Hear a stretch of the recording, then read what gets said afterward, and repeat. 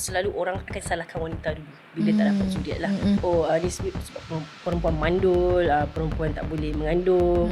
Tapi sebenarnya kalau hakikatnya, kalau ikut statistik, 45% adalah faktor lelaki, 45% adalah daripada wanita, dan 10% adalah daripada unexplained lah. Yang pertama sekali kita kena saring adalah lelaki, suami dan isteri lah. Tapi kami lelaki dulu. Sebab lelaki dulu hanya satu je investigation yang perlu buat lah, which is kita panggil sperm analysis. Kita tak tahu berapa banyak, maksudnya kita ada kilang telur lah basically. Berapa banyak telur yang masih viable, maksudnya yang tinggal dalam kita punya kilang telur. So lagi meningkat umur wanita tu, lagi sikit lah image level dia. Mungkin ibu kat luar sana juga, dia nak tahu, dia dah pilih lah, contoh dia ambil implano, tapi dia mengalami berat badan yang dia macam tak nak lah kan. Boleh buang balik ke? Okay, dia sampai menangis masa dia scan, first scan tu. Dia masa tu saya pun macam ikut nangis sekali. Yelah, terharu kan. Sebab kita as a doctor masa tu yang treat that patient. Betul. Saya nampak dekat satu artikel tu, surat khabar tu tulis dua-dua ni kembar, niat mencari suami kembar je tak dapat. Tak, saya baca tu dekat surat khabar masa tu. Star tu. Ayat Tadi suka buat ayat-ayat yang macam bombastik tu. Dr. Malia dapat placement di Hostel Selayang. Sebelum tu Maib saya. Okay. Itu zaman COVID kan. Betul. Kami pada di zaman COVID. Dia yang melawan combat disease. Dua patient yang kita panggil kuarantin lah. Kuarantin. Ini sebenarnya kami berdua nak jadi doktor kucing sebenarnya. Ya ke? Kami berdua minat kucing masa kecil dulu. So Taiwan kan. So saya minat kucing je. Tak ada kucing. Tapi malam tu kawan saya tiba-tiba masa kita tengah round kat katil yang sebelah dia tu, tiba-tiba dia cakap, panasnya. Macam tu tau. Dia cakap, panas. Saya kat sebelah dia. Saya macam, kenapa? Panas kan? Macam, saya tanya Ana, katil ni ada patient ke tadi? Patient tu baru meninggal petang tadi.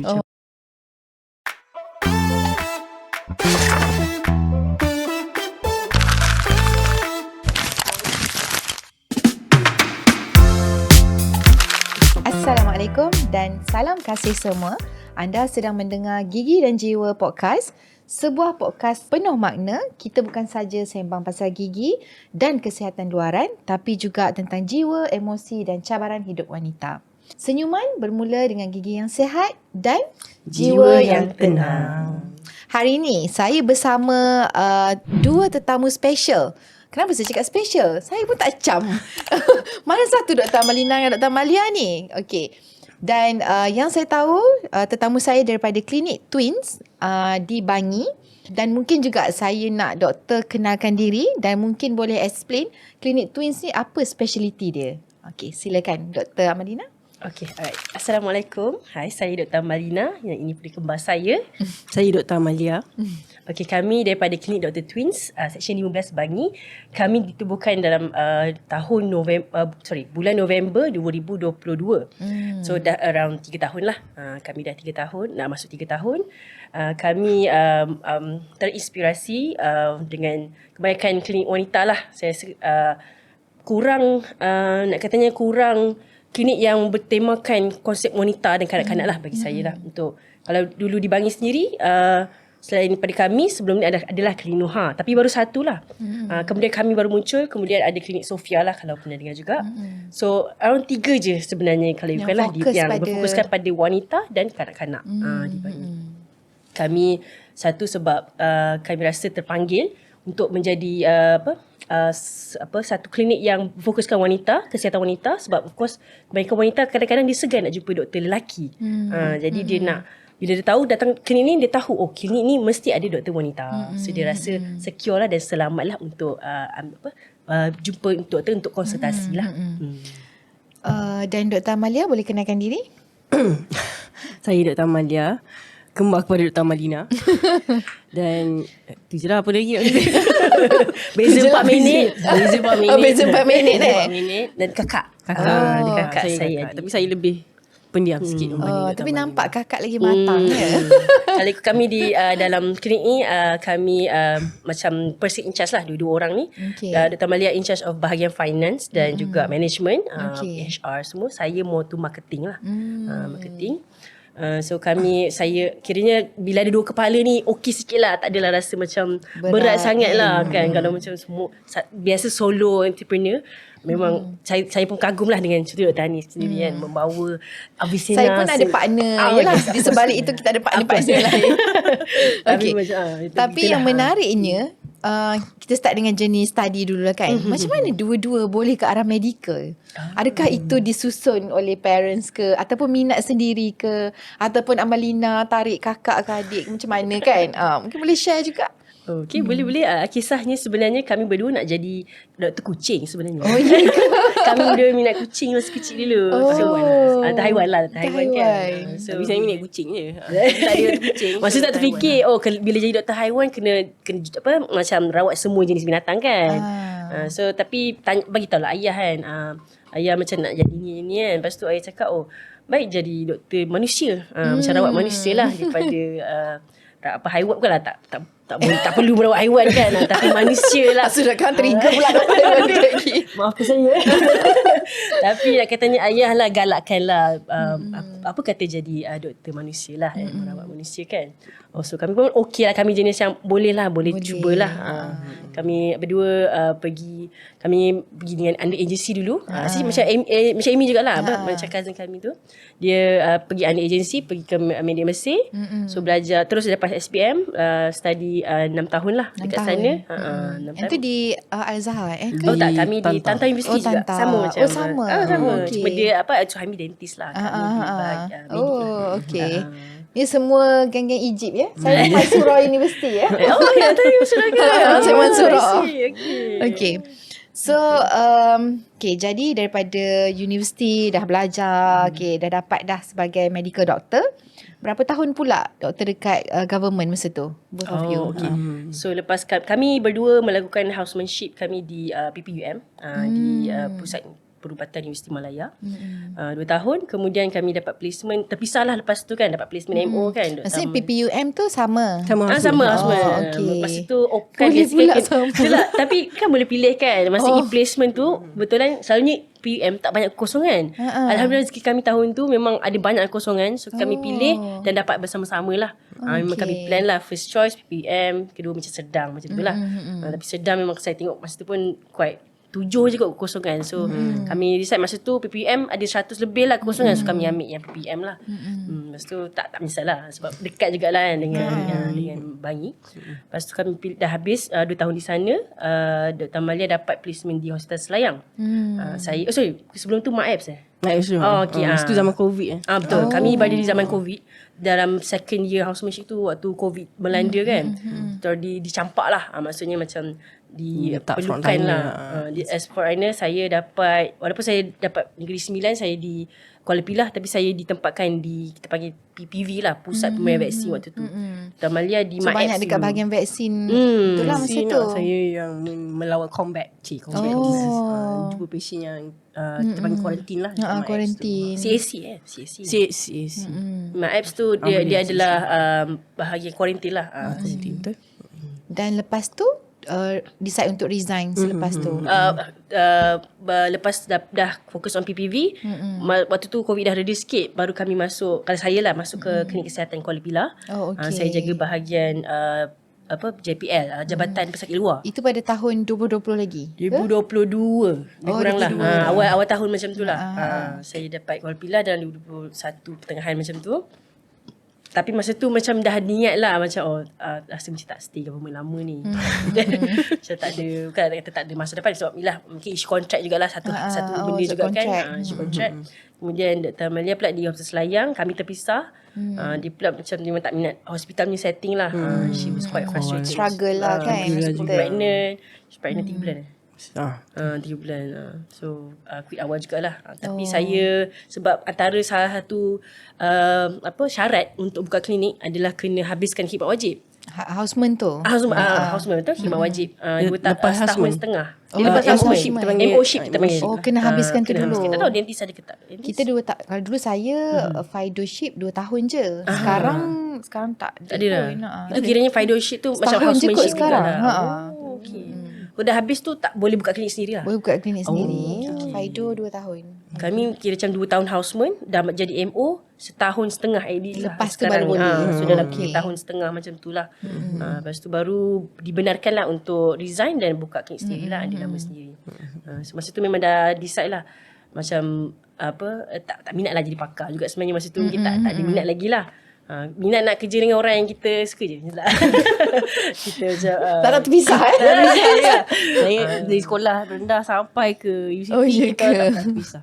Sebab saya ada baca satu artikel tau. Kalau untuk pengetahuan korang, saya pergi klinik Dr. Twins lah. Saya nampak dekat satu artikel tu, surat khabar tu tulis dua-dua ni kembar. Niat mencari suami kembar je tak dapat. Tahu saya baca tu dekat surat khabar masa tu. Star tu. Ayat-ayat dia Tadi line suka dia. buat ayat-ayat yang macam bombastik tu. Kelakar. So macam jadi macam menarik lah masa tu kan kat klinik. Tapi sebenarnya betul lah juga sebenarnya. Kita orang tahap yang sampai kita orang nak kahwin pun kembar kalau boleh. Yang sebab tak nak terpisah, nak balik kampung pun sama-sama. Dulu kami adalah orang kata apa, isi borang kan. Isi borang tu tapi cakaplah syarat nak kembar. Tapi sampai sudah tak ada jawapan lah. Susah sangat. Susah sangat ya. Kriteria tu pun dah berapa persen manusia kat bumi ni kan. Okay, so menarik. Okay, kita balik kepada topik kita hari ini. Sebenarnya more kepada wanita, jiwa dan zuriat. Saya tahu kita dekat luar sana ramai orang yang sebenarnya struggle untuk dapat zuriat. Antaranya sebab itulah macam fokus pada klinik twins juga wanita dan juga kanak-kanak. Okey. Dari segi pengalaman doktor berdua yang kita nampak ramai orang sana kelihatan kuat di luar tapi sebenarnya dalam mind dia struggle untuk dapat anak dan masalah kesuburan juga. Apa yang doktor perhatikan dari segi emosi wanita yang mengalami masalah macam tu? Okey, selalunya lah wanita ni kenapa mereka lebih beremosi sebab selalu orang akan salahkan wanita dulu bila tak dapat zuriat lah. Mereka akan fikir ni sebab perempuan mandul, perempuan tak boleh mengandung. Tapi sebenarnya kalau hakikatnya kalau ikut statistik 45% adalah faktor lelaki, 45% adalah daripada wanita dan 10% adalah daripada unexplained lah. Okay. Unexplained lah kita dah. So 45. 45. So maksudnya sama rata lah sama lelaki rata. dan wanita sebenarnya. So tak boleh nak salahkan fully pada wanita juga. So sebenarnya selalunya itulah mungkin stigma jugalah. Orang dulu kan biasanya macam tu lah kan. Dia kan fikir lelaki akan siasa normal je. Tapi sebab sekarang ni dah banyak kajian, dah banyak study apa semua. Memang itulah dan juga kalau untuk pengetahuan juga fertility rate, kadar fertility pun dah semakin menurun sekarang ni lah. Tapi banyak faktor lah. Boleh jadi sebab environmental, boleh jadi sebab juga ekonomi. Ekonomi kan orang tak nak ada anak ramai sebab susah macam expenses lah. Betul, ada anak sekarang adalah satu expenses yang quite besar lah. Investment yang besar lah jugalah kan katanya. So ramai tapi at the same time ramai juga sebab yang kahwin lewat juga tu boleh jadi jugalah. Sebab kahwin lewat kadar untuk mengandung tu pun akan affected jugalah. Berbalik-balik Dr. Amalina cakap tadi kan, kita tak boleh salahkan 100% perempuan. Jadi apa contoh orang yang dia tahu dia dah struggle untuk dapat anak semua, apa sebenarnya langkah awal yang both of them kena dapatkan? Sebenarnya dia ada duration juga. Maksudnya setiap suami isteri yang berkahwin, especially yang muda, setahun dah mencuba, kita panggil TTC lah, trying to conceive, disarankan untuk jumpa doktor terus. Satu tahun tu pun dah sebenarnya bawah 35 tahun. Bawah 35 tahun. Pasangan suami isteri bawah 35 tahun melakukan hubungan setahun dah tempoh setahun perkahwinan. protected. Kita panggil unprotected. Ni lah. Maksudnya dah kena dapatkan rawatan. Dia jumpa doktor dulu lah. Jumpa doktor dulu. Okey. Dia tak tahu sebab walaupun dia bawah 35 tahun tapi still ada time frame lah untuk macam buat rawatan. Macam semua tu memerlukan masa yang panjang lah. So bila dapat tahu awal, so boleh conceive, boleh intervention tu awal. So, kalau perempuan dah lebih 35 tahun, dah bersama, yang perkahwinan tu dah lebih berusia 6 bulan, dah boleh dapatkan rawatan juga. Maksudnya ada beza. Betul. Orang yang berumur 35 tahun ke bawah, 1 tahun dia dah TTC. Jadi dah boleh dapatkan consultation dululah. Apa langkah awal yang kena buat tu semua kan. Okey, dari segi rawatan pula, selain yang kita nampak sekarang IVF kan, is it straight away kepada IVF ataupun apa dulu yang boleh dapat? Okay. Jawapannya lah tidak semestinya IVF lah. IVF tu adalah paling terakhir sekali lah. Okay. Yang pertama sekali kita kena saring adalah lelaki suami dan isteri lah. Tapi ni lelaki dulu. Sebab start dengan lelaki dulu. hanya satu je investigation yang perlu buat lah, which is kita panggil sperm analysis, di mana kita uji kaji semen lelaki di bawah mikroskop dan tengok ada 4 kategori lah, macam dia punya morphology, which is bentuk dia, motility, concentration dan volume. So adalah dia punya kadar daripada according to WHO lah, ada dia punya minimum kriteria dia yang perlu dilepasi untuk mengatakan sperm ni adalah normal. Okay. So saya bagi contoh lah, morphology kena at least 4% sebenarnya. Walaupun 4% kita rasa macam sikit, tapi sebenarnya itu dah memadai lah. Itu lelaki lah. Okay, kalau wanita lebih banyak sangat. Tapi usually kita akan sarankan dulu paling simple is scan lah. Scan. Sebab kita nak tengok dia punya Keadaan rahim tu ya. Keadaan rahim, dia punya sama ada cyst ke atau fibroid. Lepas tu ujian darah pun ada banyak juga hormon. Antaranya ialah LH hormon dengan MH, LH, FSH. MH kita nak tahu berapa banyak, maksudnya kita ada kilang telur lah basically. Berapa banyak telur yang masih viable lagi, maksudnya yang tinggal dalam kita punya kilang telur. So lagi meningkat umur wanita tu, lagi sikit lah MH level dia. So dia ada MH stands for anti-Müllerian hormone lah. Dia adalah satu level dia indikasi dia adalah menunjukkan result telur tu berapa banyak tinggal. Tapi not definitely macam lagi tinggi tu lagi berkualiti. Tak jugalah. Sebab ada je contohlah PCOS, Polycystic Ovarian Syndrome patient kan, MH level dia tinggi, tapi dia susah mengandung sebab tak matang. telur-telur dia semua tak matang. Macam itu. Sebab kita pun ada dapat banyak isu juga sekarang, ada endometriosis kan. Betul. PCOS betul. PCOS. Jadi contohlah kalau orang yang ada masalah PCOS, adakah dia punya harapan tu langsung untuk tak dapat anak ke?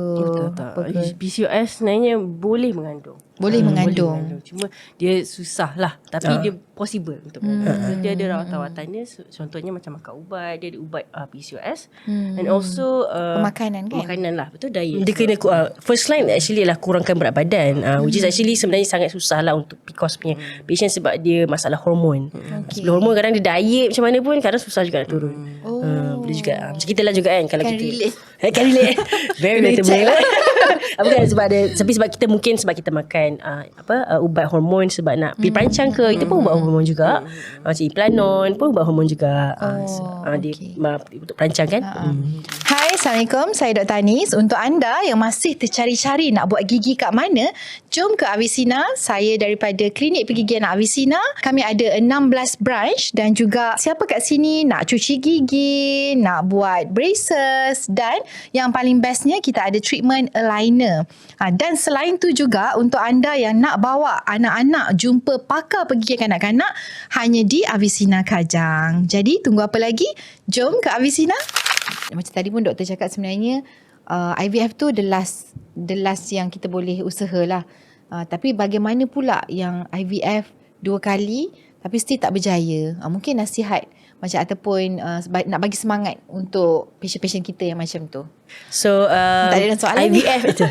IVF ni asal ada duit boleh lah. Maksudnya tak ada limit berapa kali nak buat. So tapi saya pernah lah jumpa couple ni, dia kata dia pernah buat IVF. Dia dah TTC 10 tahun kot, tak saya lah. Dia dah 10 tahun, lepas tu dia buat IVF 2 kali, IUI 5 kali. Still tak ada rezeki jugalah. So apa yang dia buat lah, dan sekali dia ambil anak angkat. Dia ambil anak angkat. Tapi boleh jadi je macam ada, kita pernah lah dengar kisah-kisah dah 8 tahun kahwin, tapi tiba-tiba spontaneous conception. Maksudnya dia tiba-tiba mengandung. Allah nak, katanya Allah nak bagi rezeki, dia akan turun juga, dia akan bagi juga. Kita usaha, tapi in the end Allah yang tentukan lah rezeki tu kan. Tapi yang penting kita kena usaha part kita lah. Kita, sebab siapa yang tak nak anak kan, satulah. Siapa tak nak anak, dan tapi dah usaha ke belum? Kalau dah usaha, mungkin adalah rezeki lain yang Allah nak bagi lebih lah pada kita lah. Sebenarnya selain IVF is financial issue, is kebanyakan couple lah, dia dah even ada duit pun dia tak nak IVF sebab dia dah penat. Sebab IVF ni proses dia lama, dia kena cocok beberapa kali sesi jumpa doktor, cocok macam-macam jenis ubat hormon. Lepas tu ada prosedur juga untuk ambil embryo tu. So it's a very long journey lah. And painful also. And painful, It's actually painful lah sebenarnya. So kalau wanita tu sendiri macam lemah semangat lah juga. Yelah. Dia nak terima lagi cuma nak terima hakikat tu semua kan. Sebab tu yelah maksudnya kena support system tu sangat penting lah. Betul. Dan kita kalau boleh, kita sebagai mungkin orang keliling lah ataupun netizen lah, kita sendiri adalah netizen, kena jagalah kata-kata kita lah terhadap orang yang di sini, sebab kita tahu usaha dia apa sebenarnya dan apa doa yang dia dah lama sampaikan pada Allah kan. So kita hanya apa yang kita mampu lah, kita hanya doakan untuk dia saja, doa yang baik-baik kan. Kalau boleh bagi duit untuk IVF ni bagilah kan, daripada kata-kata cakap macam tutup bila ada anak kan. Macam lebih baik kita bantu dari segitu lah kalau boleh mampu. Macam contoh ada patient datang klinik kat doktor berdua kan, dia dah cuba and then bila still tak berjaya, apa words yang doktor pakai untuk comfortkan macam tadi? Adakah macam yang doktor cakap tadi tu lah, berserah pada Allah semua macam tu? Okay. First kali actually kita GP level bahagian MO lah, ada certain case yang kita sendiri tak boleh nak manage. Contohnya masalah sperm lelaki yang ada 4 kategori tu tadi yang saya cakap tu. Semua ada masalah. Kita panggil OATS lah, oligo, azoospermia, teratospermia, so macam tu lah. So dia ada masalah morphology, concentration, volume dengan motility lah. So tu memang tak nak memang kena jumpa pakar. Kita pakai makan supplement apa-apa pun takkan jadilah. Sebab usually kita panggil obstructive cause lah daripada bahagian bawah lah, isu lah. Kemudian wanita pula, contoh dia masalah rahim macam fibroid terlampau besar ke, usually nak mengandung tu pun macam kita nak kita nak bagi ovulation induction dan bagi ubat untuk ovulatekan dia. Tapi kita tengok keadaan dia macam tak sama lagi. Dia mungkin ada polip, ada cyst yang besar ataupun ada fibroid yang besar. Kena jumpa pakar dulu untuk settlekan masalah tu dulu. So untuk level yang macam tu usually kita akan refer pakar dulu lah. So tak adalah bila dah sampai ke kita tak ada harapan lah. Sebenarnya kita cuba sebaik mungkin. Usually yang kes-kes yang kami terima adalah yang mungkin dia masalah kalau lelaki sperm analysis dia teratospermia, masalah morfologi sahaja. Tu boleh makan suplemen. Kalau untuk wanita pula PCOS boleh dirawat dengan ubat saja. So kami boleh cuba juga dan boleh start dengan ovulation induction juga. So proses-proses ni untuk kami boleh usahakan lah. Cuma let's say kalau macam saya cakap tadi lah, yang complicated case kena refer pada pakar. So pakar boleh usually akan offer something better lah, something yang kita tak ada capable of buat lah. So tapi still masa bila kita refer tu, kita bagi kata semangat lah, puan bukan puan tak ada harapan untuk mengandung. Untuk kami dah usaha bagi kami. Puan kena jumpa pakar pula. Pakar akan lebih tahulah, akan lebih ada banyak lagi modalities yang dia akan guna untuk rawat puan pula. Macam tu. So tak adalah macam jumpa kita dah tak ada harapan lah. Betul-betul. Okey, tadi kita bercakap tentang kesuburan. Bagaimana pula contoh orang yang kita nak kena rancang kehamilan tu? Mungkin doktor boleh explain in a simple way beberapa jenis yang pesakit boleh dapatkan untuk merancang macam tu. Perancang satu nak tahu pasal orang yang kategori macam mana yang perlu merancang kan. Okay, usually siapa yang perlu merancang sebenarnya? Okay, usually yang bukan nak kata high risk pregnancy. Dia high risk pregnancy means dah 35 tahun. Lepas tu dia ada sekali macam jenis penyakit. Ada yang tak terkawal lah maksud saya. Penyakit kencing manis yang tak terkawal, darah tinggi yang tak terkawal, dan also BMI yang tinggi lah. So tiga-tiga ni akan membahayakan nyawa ibu kalau dia pregnant. So tak kira umur berapa pun, kalau dia dah ada penyakit tu macam tu lah. Setuju. Sebab bila once dah ada dan tak terkawal, bila pregnancy ni dia akan menggunakan segala, makan menggerjakan kita punya badan ni akan bekerja 3-4 kali ganda lebih kuat. So bila dia ada penyakit-penyakit yang masalah macam ni dan tak terkawal, dia ada risiko untuk lead to death lah kalau tak jaga. So this kind of patient kita akan sarankan untuk ambil perancang lah.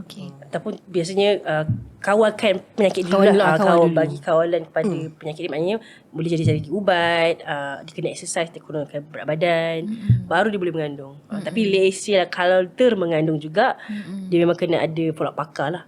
Pakar akan bagi ubat. Dia bukan tak boleh mengandung, boleh. Cuma risiko tu ada. So risiko ni memang kena, kadang-kadang tu pakar kena tengok dan kena optimizekan ubat dia lah. Tapi boleh jadi kes-kes contohnya bayi meninggal dalam kandungan tu boleh je terjadi je. Disebabkan oleh penyakit-penyakit tu. Penyakit-penyakit tu boleh. So kena macam mana, it's not as simple as pregnant tu macam dah 9 bulan dah keluar baby. Tak. Sebenarnya dia dah satu journey yang sebenarnya membahayakan nyawa jugalah nak katanya. Risiko yang tinggi. Betul. Betul. Kan? It's a risk. Jadi tu antara siapa yang perlu dapatkan kan. Jadi step awal, step untuk kita merancang kehamilan tu, antara pilihan yang boleh patient pilih. Antaranya ada ubat-ubat makan lah, buat pil perancang. First boleh kita offer yang makan tu.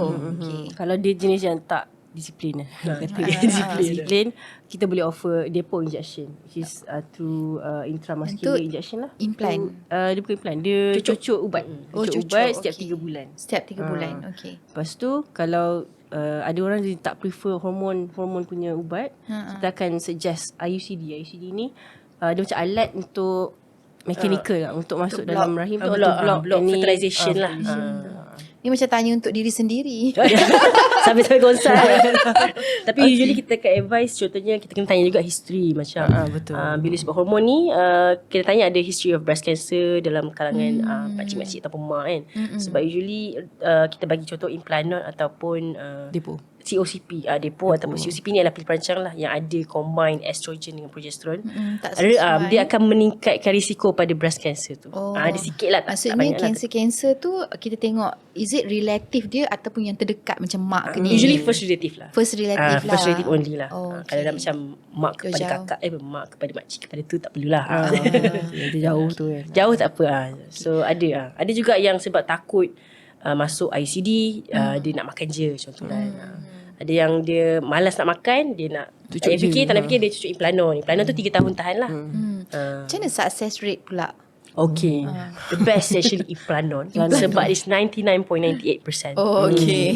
Tak pernah lagi lah jumpa patient yang on implanon yang pregnant. Tapi ada kes ICD dia mengandung, ada depo perancang pun ada, depo pun ada. Okay, menarik, which is contohlah kita dah pilih nak ambil ubat mana contoh kan. Tapi saya ada dengar juga kalau ambil ubat hormon ni meningkat berat badan. Adakah itu satu mitos ataupun bergantung pada hormon? Dan benda tu jadi menakutkan ibu-ibu untuk memakan itu. Jadi betul ke doktor, boleh komen tentang tu? Okay, ni saya sendiri pergi kursus lah untuk bahagian perancang. Implanon actually tidak menyebabkan menaikkan berat badan. Dia selalunya macam mungkin dia akan mainkan hormon lah, mungkin dia akan mainkan craving, tapi kita sendiri boleh kawal lah benda tu.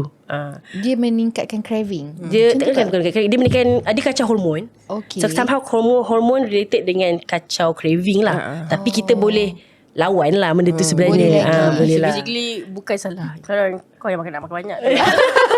Tapi depo ada, saya baca depo ada sedikit kesan lah yang memang dia menaikkan dia menaikkan berat badan walaupun kita tak makan banyak. Depo ada, depo. So bagi saya lah, bukanlah nak kata kita tengok benefit outweighs the risk lah. Contohnya macam mungkin the best choice untuk kita contoh adalah depo. Sebab kita tak nak sampai 3 tahun. Tapi tak juga. Tapi Implanon boleh buka je kan. Ataupun depo tak ada ni duit lah basically juga. betul. Implanon kan mahal.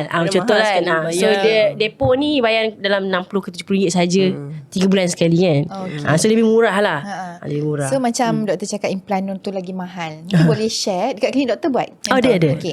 Mungkin boleh share dekat klinik twins berapa kalau untuk implant. Mungkin ada ibu-ibu kat luar sana rasa okay, kalau mengikut kita nampak 100 bukan 100%, 99.98. Okay. Memang yang okay, paling best takkan lah. pregnant lah. Okay. Jadi mungkin dia plan untuk implant. Mungkin boleh share juga harga I range. see. Okay.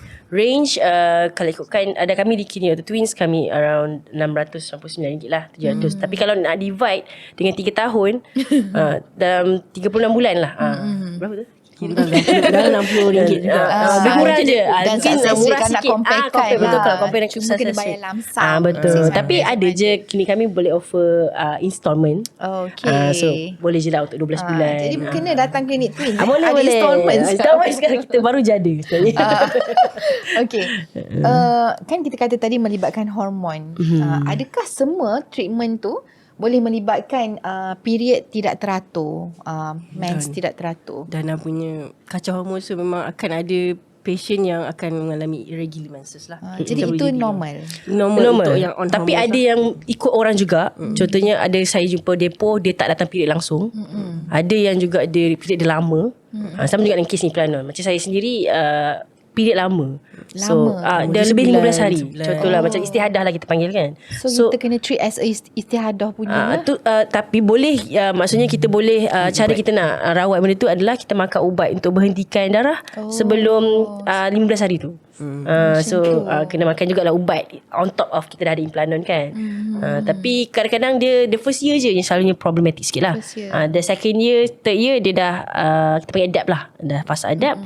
Sometimes sekarang tak datang 3 bulan, tak datang 4 bulan, ada je. Okay.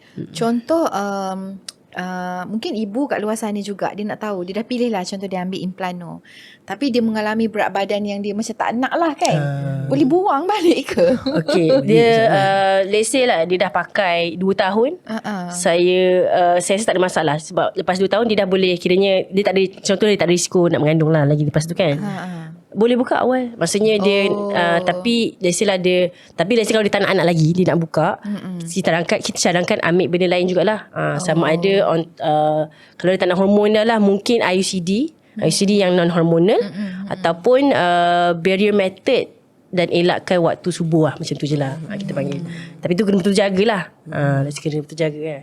Maksudnya boleh buang Boleh awal. Tapi bazir lah. Dah bayar. Dah bayar. Mahal tapi tu bazir. Tapi nak salahkan yang tu pula berat badan kan. Padahal dia tak main peranan pun. Dah betul. Untuk peranan bagi saya bukan salah peranan lah. Tapi nak katanya of course macam mana, kita boleh je nak salahkan semua benda kan. Kita perempuan kan, kita mana pernah salah je. Semua salah implantan, salah ICD contoh lah. Tapi nak katanya apa effort kita untuk maintain berat badan tu jugalah.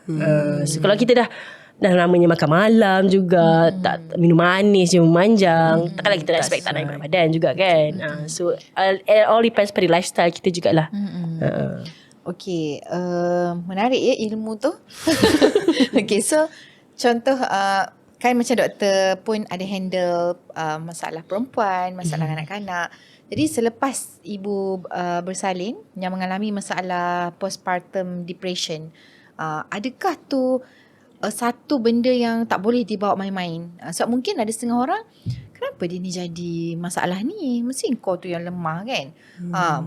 Doktor pernah jumpa sendiri tak yang depan mata macam mana kan? Ada.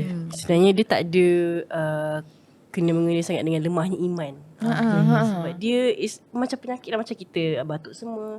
Kita ada environment yang trigger kita dapat batuk semua kan. Macam tu juga postpartum depression lah. Ada benda juga yang trigger dia untuk dapat postpartum depression, which is banyak lah. Antaranya boleh jadi husband tak tolong ke, pasangan support, penat sebab dia tak tidur malam, on call, jaga baby kan. Masalah menyusu lagi lah, sakit crack lah, masalah nak pump lah lagi. So it's memberi, we feel overwhelmed lah as kita dah ada anak kan. So kita pernah rasa benda tu kan. So dan tak ada support daripada husband and family. Benda tu yang buat kita trigger jugalah berdouble masalah tu lah. Tapi biasanya apa tanda-tanda dia? Apa kriteria yang kita nampak? Macam contoh dia datang jumpa doktor, you boleh tahu okay, bila dah dengar masalah dia, tanda awal. Tanda awal adalah kalau saya tahu pasal kemurungan kan. Kemurungan first kali adalah dia dah tak dia macam sedih lah, kita panggil dia depressed sangat. Maksudnya depressed tu dia tak ada rasa happy pun. Dia ada anak, tapi dia tengok anak boleh jadi sampai dia rasa macam nak campak anak tu, contohlah contoh kan. So itu memang dah bahaya lah. Suicidal thoughts, that's one thing lah. Dia rasa nak bunuh diri, dia rasa macam rasa useless, worthless, dia rasa macam, contohnya orang kata-kata contohnya dia tak ada susu sangat sebab dia stress ke apa. And then mak mentua dia cakap, apalah susu tak cukup semua ni, benda tu lagi trigger dia punya ni kan, lagilah kurang susu kan. So, dia rasa macam dia rasa diri tak guna. Dia dengar suara, kau ni tak guna, mak tak guna, kau bunuh je lah nak kau bunuh je lah diri macam tu kan. So bila sampai tahap yang ada suicidal thoughts, itu dah memang dalam bahaya lah. Itu definitely kena seek help. Bukan setakat kalau boleh jumpa doktor. Of course doktor akan counsel julah, bagi counselling. Lepas tu kalau perlukan ubat, refer kepada psychiatrist lah. Maksudnya bukan simply terus bagi ubat apa penenang tak juga. Kena jumpa psychiatrist. Betul. Tapi tengok juga aggressiveness tu macam mana lah. Maksud kalau sampai tahap yang dia dah kelar tangan, ataupun dah jumpa dia terbaring dekat ni, memang kena bawa terus ke emergency lah. Ataupun kita panggil histeria kan, kita panggil histeria. Dia pegang pisau, itu memang dah kena terus bawa ke ED lah, emergency. Kalau sampai dia just ada rasa that feeling, and then dia beritahu husband dia, husband yang kena bawa main peranan, bawa dia jumpa doktor dulu. Bawa jumpa doktor, sebelum berlarutan lah. Betul. Sebab dia tidaklah berlaku overnight. Postpartum depression tu tidaklah hari-hari ni esok terus depression, tak. Biasa ambil masa. Dengan sebab itulah kita ada macam orang-orang tua kita kata jaga betul-betul masa pantang tu semua kan. Jadi sebenarnya can relate lah. Dan juga support system memang sangat kuat, sangat perlu. Betul. Okay. Mungkin juga doktor ada nak share pengalaman semasa bekerja, pengalaman susah ke, pengalaman sedih ataupun pengalaman seram, ada ke? Both of you nak share? Seram tak ada kerja forensik lagi lah. Biasa-biasa je lah. Tapi saya share pengalaman happy dulu lah kot. Saya kalau ikutkan minat saya pada bahagian antenatal jugalah. So ada couple 5 tahun TTC lah. TTC dia dah ada jumpa pakar sebelum ni. Pakar cakap dia ada PCOS, PCOS lah. Perempuan lah, yang lelaki tak pernah check lagi. So dia datang ke saya, kami check lah. Saya scan, saya check darah apa semua. Tak ada PCOS. Maksudnya mungkin dah okey. Boleh jadi dah okey lah. Boleh jadi okey. Sebab kalau tengok simptom dia pun, saya tengok macam tak ada pun masalah period, regular menses, ataupun masalah berat badan ke, masalah jerawat, masalah telur tak matang banyak dalam scan. So tak ada benda tu. So tak apa. So saya anggap yang wanita tu normal lah. Maksudnya saya cek lelaki pula. Lelaki rupanya ada masalah teratozospermia tu, which is masalah pada morfologi lah. So kami start on ubat suplemen lah. Untuk dua-dua lah saya start terus dua-dua. 5 tahun lah mereka tunggu. Lepas 3 bulan kemudian saya minta repeat sekali lagi sperm analysis tu. Dia repeat, masih actually result yang sama sebenarnya. Dia punya sperm tu tak okey lagi. So saya pun macam, biasanya plan saya nak buat ovulation induction lah pada yang isteri. Tapi sebab sperm kita panggil tak optimize lagi lah. So saya cakap bagi masa dulu lah, makan lagi suplemen lah. Tapi lepas tu tak sampai sebulan, saya dapat berita yang UPT dia positif. Dia datang, bulan ke-4, bulan ke-5 lah. Betul, bulan 4 ke-5 macam tu barulah dia positif. Kira spontaneous conception lah, tanpa ada apa-apa ovulation induction lah kita buat kan. So dia sampai menangis masa dia scan, first scan tu. Dia masa tu saya pun macam terikut nangis sekali lah. Terharu kan. Sebab kita as a doctor masa tu yang treat that patient. Betul. Saya rasa antara emotional. Betul. Antara saya rasa macam of course bukanlah nak kata kita sebabnya. Kita hanya perantara sajalah. InsyaAllah juga lah yang bagi rezeki benda tu. Tapi somehow bila kita berada that moment, waktu happiest of that couple kan, kita rasa somehow macam fulfilling lah. Rasa macam I have a purpose jugalah, macam tu lah ibaratnya. Betul. Menjadi perantara kan. Tapi at the same time ada juga kes macam sedih jugalah. Kita ada terima contohnya keguguran lah kan. Ada patient yang TTC couple, contohnya dia dah 5-6 tahun juga. Tapi bila first time dia mengandung ni, heartbeat tak ada. Itu pun ada saya pernah jumpa jugalah. So itu pun memang sedih jugalah. Kita rasa macam nak sampaikan berita sedih, breaking the bad news ni antara perkara yang saya rasa susah jugalah bagi seorang doktor lah. Takkan pernah terbiasa lah. Sebab kita akan rasa that heartbreak also lah. Itulah. Pengalaman seram mana? Saya ada kelakar. Maybe ada masa houseman. Apa jadi? kita orang kembar. So kita orang tak boleh masuk department yang sama. Okay. So saya masuk medical, lepas tu memang tak boleh. Tak boleh. Memang dia bagi syarat macam tu lah. Adik ataupun Susah nak cuti kot sekali kan. Dia tak boleh minta cuti serentak. Yang kesat muka sama. Nanti confused. Macam suami isteri juga rasa. Biasa suami isteri pun tak dapat department sama. Okay. So kalau adik pun tak bagilah. So Tuan Aminah masuk surgical posting, saya masuk bahagian medical. So bila dah habis rotation, saya masuk surgical pula. So Dr. Aminah masuk medical. Semualah bos-bos kami confused. Masuk kenapa awak tak keluar lagi? Sebab patutnya kita 4 bulan je rotation. So penat lah nak explain lagi. Dia kena extend lah kan. Dia kena extend. Sebab yelah hari-hari jumpa muka sama. Lepas tu kau lagi. So dia jadi macam penat nak explain juga. Tapi saya kelakar jugalah. Sebab doktor ni dia bos saya jumpa bos dia dekat surgical posting masa tu. Colorectal team. Dia dengan Marina dengan gayanya dia suruh saya buat tu buat ni. Nanti dia sebab saya team lain. Padahal baru masuk. Baru masuk. Saya macam blur. Saya diam. Marina cepat lah kerja. Lepas saya cakap lah saya bukan Marina. So dia terkejut. Lepas tu dia okay sorry. Lepas tu dia pergi bagi tahu semua bos dia, kawan-kawan dia lah, bos-bos saya lain lah. Lepas tu saya tak perlu explain lah. Tapi perlu jugalah setiap kali masuk posting baru tu macam kena explain jugalah sepanjang 2 tahun tu kan. Tapi kadang-kadang kita rasa kesian juga. Kadang kita nampak lah ada bos tu tengok kita je, tapi sebab ni mesti dia kena Amalia, tapi dia ingat kita Amalia macam tu kan. Saya rasa mesti dia terasa kita tak tegur dia. Betul. Ada. Saya masuk NS posting. Saya kenal bos itulah. Lepas tu bos ni dia masuk masa tu Dr. Aminah ONG. Tapi yelah saya kalau saya kenal saya akan tegur. So Dr. Aminah bila dah jumpa bos saya, of course tak tegur kan. Kita diam. Tapi dia pandang je saya. Saya macam nak tegur ke? Tiba-tiba nak kena cakap pula saya Dr. Malina. Dia tak tanya kan. Kita pun diam lah. Lepas tu bila esoknya jumpa saya, kenapa awak tak tegur saya semalam? Semalam saya off. So dia macam dia ingat tengok jumpa hantu lah. Gitu kan. Kisah seram dia kot. Kisah seram punya. Dia cakap saya kembar ONG. Lepas tu okay, baru make sense. So explain juga. Saya setahun lebih lah explain juga kan. Panjang posting tu. Macam tu struggle orang kembar. Okay, kalau macam Doktor ada dengar cerita daripada kawan-kawan ke yang kisah seram ke? Tak ada kat hospital. Okay. Yang menjaga bilik mayat. Menjaga bilik mayat. Saya punya pengalaman ada. Cerita yang tu. Bukanlah jumpa lah, tapi kawan saya lah. Okay, ni masa ni saya surgical posting, first posting. Saya nak masuk shift malam. Kawan saya daripada siang lah. Kami sama-sama round sekali untuk malam tu nak tengok patient-patient semua lah. Dekat hospital lah. Dekat hospital PM lah masa tu. Surgical ward lah. So ada satu bilik tu kubikel, ada satu kubikel tu ada 4 katil lah. Okay, katil yang belah dekat dengan tingkap tu macam sebenarnya ada baru ada patient meninggal lah sebenarnya. Tapi malam tu kawan saya tiba-tiba masa kita tengah round kat katil yang sebelah dia tu, tiba-tiba dia cakap panasnya. Macam tu tau. Dia cakap panas. Saya kat sebelah dia.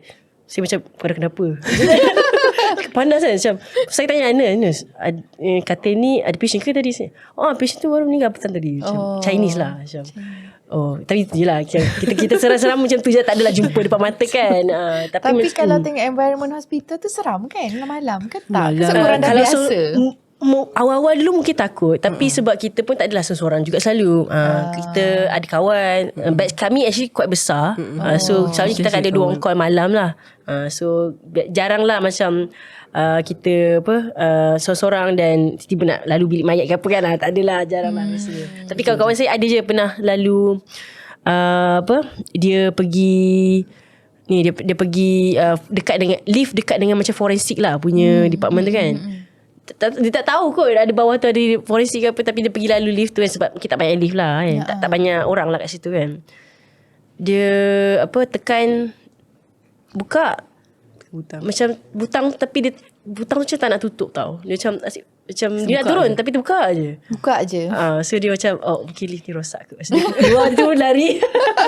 Itulah kisah seram sedikit lah. Tapi lagi katanya kami tak pernah jumpa Sebab lagi lah. kalau Jumpa saya pun. in person pun, kalau kita pergi hospital malam-malam kan, tak kisahlah private ke government ke, rasa sunyi macam Betul. tu.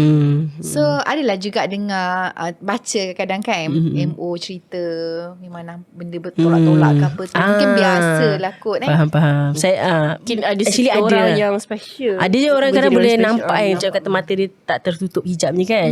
Mungkin dia nampak lah benda tu lah. Yalah, sebab ke hospital benda yang ada kematian, Betul. darah semua kan. Betul. Okay, so kita dah ke penghujung ni juga. Tapi sambil-sambil tu kita santai. Mungkin kita nak tahu apa hobi doktor berdua. Oh, hobi. Okay. Kita orang kat Mesir dulu, actually kita orang minat fotografi dengan videografi. So kami buat video lah jugalah waktu kat Mesir dulu. Editing semua sendiri. Itulah. Minat. So macam, tapi bila dah masuk kerja ni tak sempat lah kan. Kita hire orang je. Tapi dulu sebab minat, kami pernah jadi sebelum masuk Osman pernah jadi fotografer orang kahwin. Pernah pergi Kedah lah. Mostly kawan-kawan lah. Kawan-kawan lah. Kawan saja. Banyak lah kita panggil tu fotografi. Ada pernah Lagi juga, berdua ke apa? Memang kami hobi pun sama. berdua tapi ada seorang lagi kawan lah. Kawan dia macam kami berdua video, dia gambar macam tu. Ataupun kami berdua gambar, dia video. Kita kesan seli lah Yang saya macam tu. amazed dia hobi pun sama. Tolonglah lain. Ada lain pun mungkin dia suka masak, saya tak suka lah. Sekarang tak suka dah. Baking baking. Dulu suka baking. Sekarang tak tahu lah. Tapi ada sama pun yang lain pun sikit je lah. Mesti kita kebanyakannya banyak share minat yang sama. Sebab environment kita orang sama kot. Mungkin lah. Expose pada tu serentak, expose pada ni serentak. Maksudnya galakkan parents pun yelah. Korang sama je lah 2 orang kan. Minat pun sama. Ada temannya ada pengalaman masa dekat NS posting lah waktu tu dia final posting Second. fifth lah. Second lah. Second posting. Diorang NS ni macam quite aktif lah dalam diorang punya department untuk program lah. So Dr. Mia buat satu video macam dalam music video. Oh okay, music video. Dia buat music video sampai dah macam bos ada bos yang nyanyi dalam tu, bos menari macam seronok lah time dia shooting tu kan. Saya pun tolong sikit lah sampai menang macam kategori. Dia tak menang first place ke second place, dia just dapat special mention je lah. Tapi sebabkan video tu macam gempak, Malia macam famous lah kat NS punya department lah. So, semua pakar-pakar nak simpan dia dekat department tu lah. Macam tu lah. Siap dia offer, you tak nak jadi pakai NS ke? I boleh sign recommendation letter. Maksud tu tak nak lah. Saya tak minat. NS kan. Tapi bos saya semua baik-baik sih. Kalau saya minat, mungkin saya dah tak jadi creator tu lah. Okay lah, saya jadi GP loaner. Kira Dr. Amalina tu. Okay. Selain tu, kalau bukan jadi doktor, jadi apa? Fotografer lah.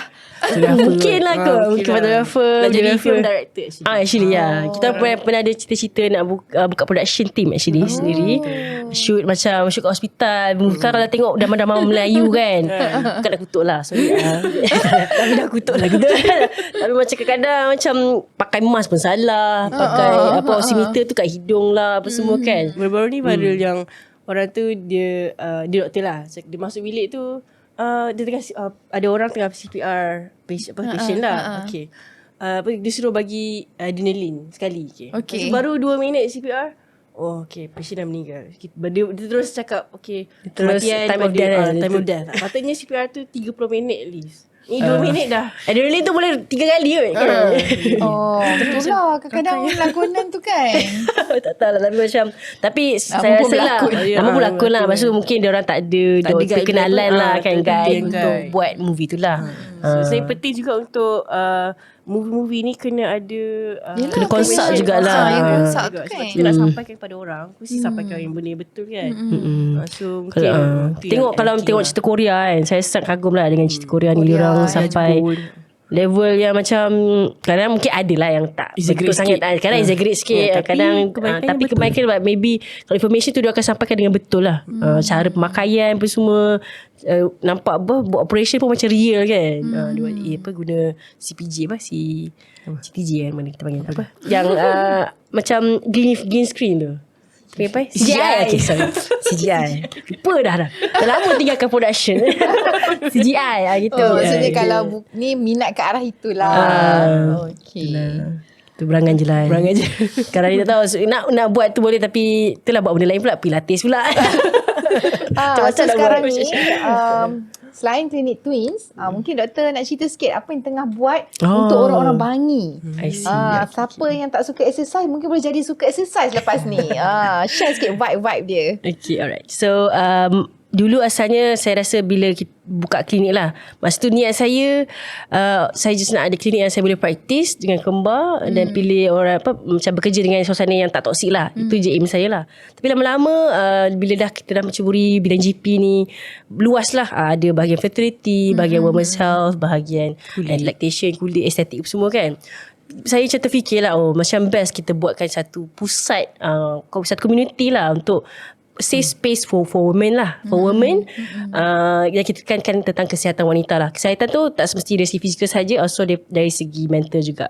So kalau ikutkan, kami ada niche juga untuk mental health. Di klinik kami memang kami offer counselling, kami offer kami ada collab juga dengan Support, which is satu badan NGO yang dia ada certified trainers lah, peers yang bantu untuk mendengar orang-orang yang bermasalah ni lah dari segi mental health kan.